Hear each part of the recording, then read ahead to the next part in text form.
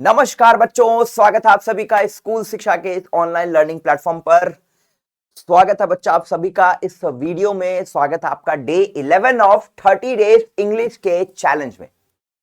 11 दिन तक बेटा पहुंच गए हैं और उम्मीद करता हूं कि जो जो चीजें मैं आपको पढ़ा रहा हूं आप पढ़ रहे हो। मुझे पता है आप लोग पढ़ रहे हो, आपके कॉमेंट्स में देखता हूं, मुझे बहुत अच्छा लगता है। सच में मुझे बहुत अच्छा लगता है।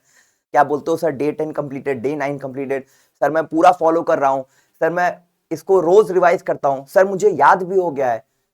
बहुत अच्छा लगता है मुझे कि तुम लोग अप्रिशिएट कर रहे हो, तुम लोग मन लगाकर पढ़ रहे हो। बहुत अच्छा लगता है बेटा, सच में। ठीक है, तो आज डे 11 की शुरुआत करते हैं। सारा प्रोसेस आपको पता है, मुझे कुछ भी बताने की समझाने की जरूरत नहीं है। ठीक है, तो डे 11 में बेटा सबसे पहली चीज क्या है, मैं आपको 10 वर्ड्स दे रहा हूं और इनके मीनिंग लिखे हुए हैं। आपको इन वर्ड्स के स्पेलिंग, मीनिंग सब कुछ याद करना है। ठीक है, कॉमन वर्ड्स हैं, लेकिन ये वर्ड्स आपको इधर उधर छोटे छोटे चीजों को आपको अगर एग्जैक्ट मतलब नहीं पता होता है तो आप थोड़ा परेशान होते हो। इक्स एग्रीगेट मतलब होता है बढ़ा चढ़ाकर किसी चीज को बताना समझाना, कुछ भी करना। इक्स एग्रीगेट। फिर बेटा कॉन्साइंस। कॉन्साइंस की स्पेलिंग भी याद करवाई थी। कॉन्साइंस मतलब होता है अंतरात्मा, आपके मन में क्या है, जहन में क्या है। फिर बेटा कॉन्शियस। कॉन्शियस मतलब सचेत, आप जीवित हो कि नहीं हो। कॉन्शियस, सो रहे हो तो अनकॉन्शियस हो गए ना।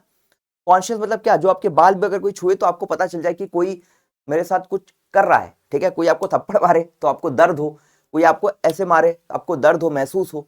ठीक है, आंख बंद किया हुआ है, कोई आके गाल सहला रहा है, पता चले ना, उसको बोलते हैं कॉन्शियस, सचेत। फिर है कॉन्सेंशुअस। कॉन्सेंशुअस होता है बेटा आम सहमति, मतलब आप लोगों की क्या इच्छा है, आप लोग इस बात पे सहमत हो कि नहीं हो। सहमति अगर है, सबकी सहमति है, सब लोगों ने मिलकर डिसाइड किया कि हाँ ये चीजें करनी है, तो उसको हम बोलते हैं कॉन्सेंशुअस।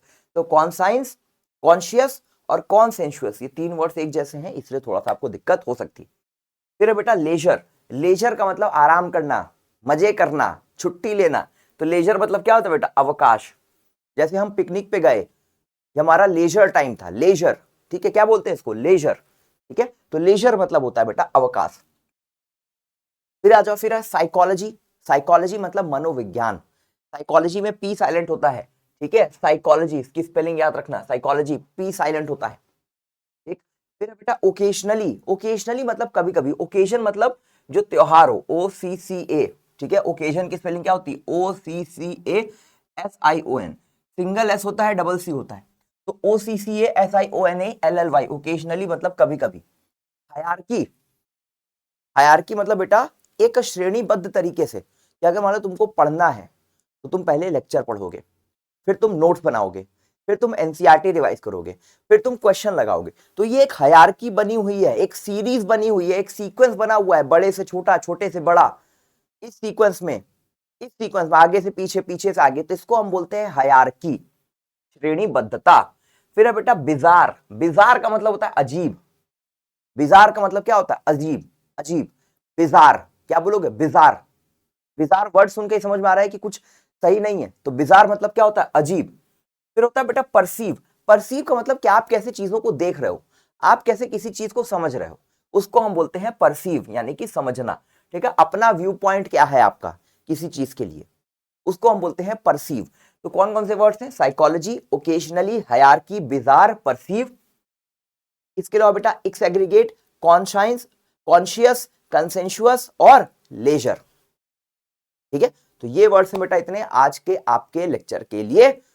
उम्मीद करता हूं आप इनको ढंग से पढ़ोगे, मेहनत करोगे और जो मैंने बताया है नोट्स बनाना है। बाकी पिछले दिनों से डे 5 से आपको बोला था रिवाइज करने के लिए, तो डे 5 से पूरी चीजों को रिवाइज कर रहे हो। यहां तक रिवाइज करना है, इनको याद करना है। व्हाट्सएप चैनल का लिंक है कम्युनिटी पोस्ट में, व्हाट्सएप चैनल ज्वाइन करना है, व्हाट्सएप चैनल पे इसका क्विज देना है। मैं मिलूंगा बेटा आपसे अगले दिन, तब तक के लिए पढ़ाई करते रहिए। All the very best.